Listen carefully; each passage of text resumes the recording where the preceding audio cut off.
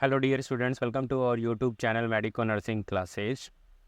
एक नए वीडियो को लेकर के, एक नए रिक्रूटमेंट अपडेट को लेकर के मैं आप सबके सामने हाजिर हूँ। कुछ टेक्निकल इशू के कारण कैमरा वर्क नहीं कर रहा है, इसलिए फेस रिवील नहीं कर पाऊँगा। वॉइस ओवर करना पड़ा है इस वीडियो को, तो उसके लिए थोड़ा सा माफ़ी। आज का ये वीडियो हमारा रहेगा जो कि एक वैकेंसी अपडेट आई है, और ये वैकेंसी अपडेट कहाँ आई है? ये आई है Jawaharlal institute of post graduate medical education and research, JIPMER की ये वैकेंसी आई है। ठीक है, यहाँ पर वैकेंसी आई है जिपमेर में। जो ये भी ये वैकेंसी आई है वो वैकेंसी आई है नर्सिंग ऑफिसर की। किसकी वैकेंसी आई है? नर्सिंग ऑफिसर की। ठीक है, नेक्स्ट हम बात करते हैं कि इसके अंदर जो रिक्रूटमेंट है, जो कि जुलाई 2024 के अंदर रिक्रूटमेंट इन्होंने क्या किया है, रिक्रूटमेंट एडवर्टाइजमेंट इन्होंने क्या किया है, पब्लिश किया है। लगभग कम से कम साल में एक बार रिक्रूटमेंट जरूर से जरूर निकाला जाता है जिपमेर के द्वारा। ठीक है, तो अब हम बात करते हैं कुछ इंपॉर्टेंट एस्पेक्ट्स की। वीडियो को ज़्यादा लंबा करने के बजाय हम इसको शॉर्ट एंड स्वीट, साथ के साथ हम इसको एक कंसाइज वे में रखेंगे कि इंपॉर्टेंट डेट्स के बारे में बात करते हैं कि जो ये वैकेंसी आई है उस वैकेंसी के अंदर कुछ इंपॉर्टेंट डेट्स हैं।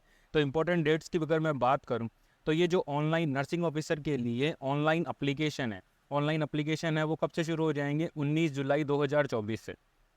19 जुलाई 2024 से, मतलब ये है इसकी स्टार्टिंग डेट। ठीक है, this is the starting date.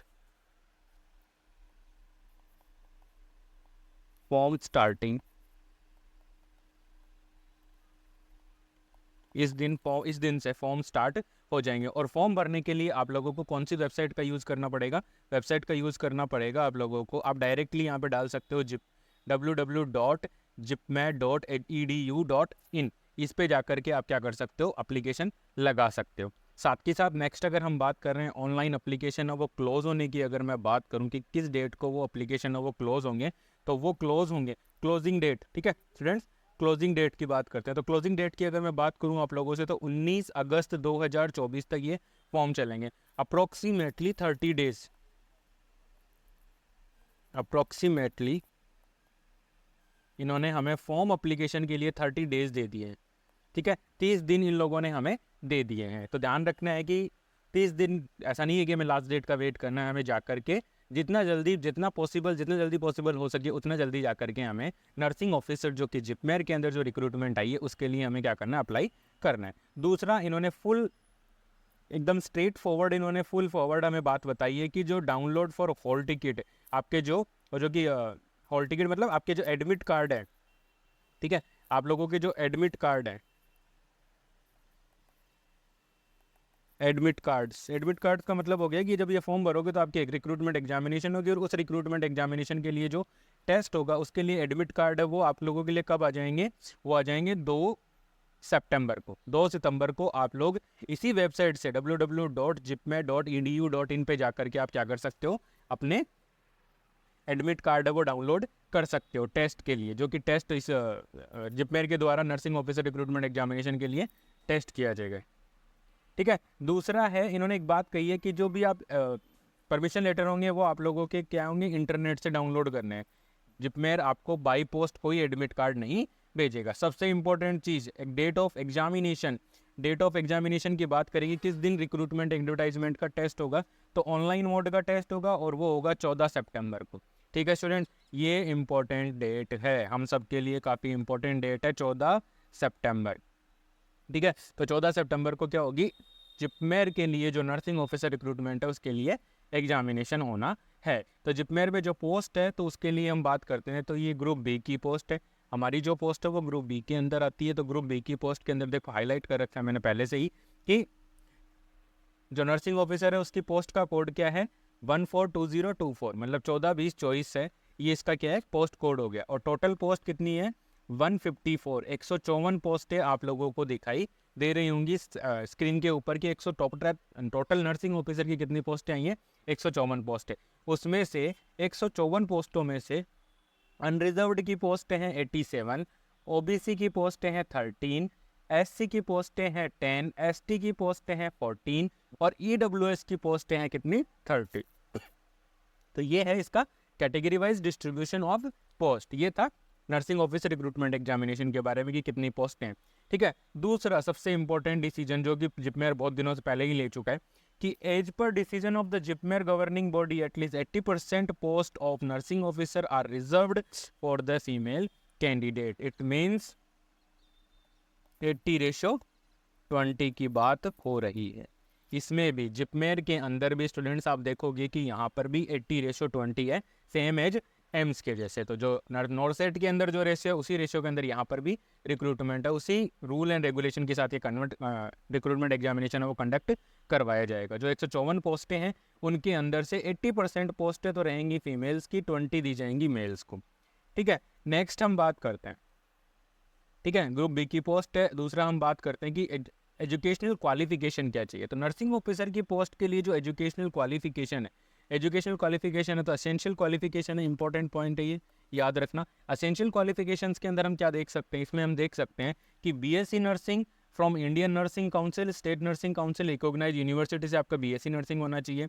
Post basic nursing भी होगा तो भी चलेगा आपका, ठीक है। और साथ के साथ बीएससी नर्सिंग और पोस्ट बेसिक नर्सिंग करने के बाद आप एक एज ए रजिस्टर्ड नर्स और मिडवाइफ, चाहे वो स्टेट में हो चाहे वो इंडियन नर्सिंग काउंसिल हो, वहाँ पर आप क्या होने चाहिए, रजिस्टर्ड होने चाहिए। दूसरा, जो जीएनएम कैंडिडेट है उनके पास क्या होना चाहिए, जो जनरल नर्सिंग एंड मिडवाइफ है उनके पास क्या होना चाहिए, डिप्लोमा होना चाहिए, साथ के साथ वो भी रजिस्टर्ड होने चाहिए किसी भी स्टेट या इंडियन नर्सिंग काउंसिल के द्वारा। तो दो कंडीशन ये थी, ठीक है। तीसरी जो इंपॉर्टेंट कंडीशन है वो स्टूडेंट्स आप देखिएगा कि 2 ईयर क्या चाहिए यहाँ पे, 2 ईयर एक्सपीरियंस यहाँ पे चाहिए उनको, 2 year experience minimum 50 bedded hospital कि मिनिमम 50 बेड के हॉस्पिटल के अंदर आप लोगों को कितना एक्सपीरियंस होना चाहिए, 2 साल का एक्सपीरियंस होना चाहिए आफ्टर एजुकेशनल क्वालिफिकेशन। तो ये रहेगी सबसे इम्पोर्टेंट शर्त। इसको मैं स्टार लगा करके आप लोगों को बता देता हूँ कि ये जीएनएम कैंडिडेट्स के जो डिप्लोमाधारी हैं उन लोगों के लिए ये काफ़ी ज़रूरी होगा। नेक्स्ट हम बात करते हैं कि कौन कौन से, ये तो बाकी जो भी पोस्ट हैं उनके अंदर बात हुई है। एज रिलैक्सेशन की अगर आप बात करोगे तो एज रिलैक्सेशन की बात करें तो SC/ST को जो एज रिलैक्सेशन 5 ईयर का है, OBC को 3 साल का है, ठीक है। PWD EWS इसके साथ ये सारे रिजर्वेशन आप स्क्रीन पे देख सकते हो, ठीक है। नेक्स्ट हम बात करते हैं कुछ इंपॉर्टेंट पॉइंट्स जो कि इसके अंदर हमें बताने हैं। How to apply, how to apply में मैंने बता दिया है कि ऑनलाइन मोड के थ्रू ही आपको क्या करना है, अप्लाई करना है। ऑनलाइन मोड के थ्रू ही आप लोगों को क्या करना है, इसमें अप्लाई करना है, ठीक है। और जो इसकी लॉगिन वेबसाइट थी वो वेबसाइट मैं आपको बार बार बता चुका हूँ, इस बार मैंने हाईलाइट भी कर दी है। वो क्या है, www.jipmed.edu.in पे जाकर के आप अप्लाई कर सकते हो, ठीक है। एप्लीकेशन फीस की अगर मैं बात करूं कि किस कैटेगरी के कैंडिडेट की कितनी एप्लीकेशन फीस है वो लगनी है, ठीक है। तो ये भी एक इंपॉर्टेंट पॉइंट है स्टूडेंट्स, ठीक है। तो इसमें हम बात करते हैं तो जो अनरिजर्व्ड और EWS कैंडिडेट्स हैं उन लोगों की फीस कितनी लगेगी, 1500 रुपये प्लस ट्रांजेक्शन चार्ज, जो भी बैंक के द्वारा अप्लाई किया जा रहा है वो चार्ज लगेगा। OBC कैंडिडेट के लिए लगेंगे 1500 रुपये और ट्रांजेक्शन चार्ज, मतलब सेम हो गया। SC/ST कैंडिडेट के लगेंगे 1200 रुपये प्लस ट्रांजेक्शन चार्ज। और PWD और PWD जो भी बेंचमार्क डिसेबिलिटी वाले पर्सन है उनके लिए एग्जेम्प्टेड फ्रॉम फीस, इनके लिए कोई फीस नहीं लगेगी। तो ये हो गया फीस के बारे में स्टूडेंट्स, जनरल इंस्ट्रक्शंस हैं, ठीक है। ये आप लोगों के लिए इंस्ट्रक्शंस हैं कि फोटोग्राफ किस प्रकार का होना चाहिए। तो देख लीजिए आप, फोटोग्राफ इस प्रकार से होना चाहिए, आपका वाइट बैकग्राउंड होना चाहिए, नाम होना चाहिए, स्लेट हाथ में होनी चाहिए आप लोगों के, ठीक है। तो इस प्रकार से इसके अंदर फोटोग्राफ आपके होने चाहिए। कुछ इंपॉर्टेंट इंस्ट्रक्शंस हैं जो आप लोग देख रहे हो स्क्रीन के ऊपर, ठीक है।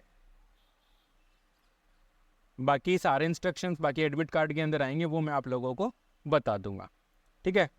मार्क्स की, रिटर्न मार्क्स की, अगर रिटर्न टेस्ट के अंदर जो मार्क्स हैं उनकी अगर बात करें, कंप्यूटर बेस्ड टेस्ट होने, रिटर्न एग्जाम हो गया, अभी कंप्यूटर बेस्ड टेस्ट और स्किल टेस्ट अप्लीकेबल है तो, लेकिन इसमें स्किल टेस्ट भी होता है, ठीक है। तो ये अब आप बात कर रहे हो, देखो ये रहेगा कि करेक्ट आंसर पे आप लोगों को क्या दिया जाएगा, 4 नंबर और -1, मतलब 0.25 इसके अंदर क्या होगी आपकी नेगेटिव मार्किंग, 0.25 क्या होगी नेगेटिव मार्किंग,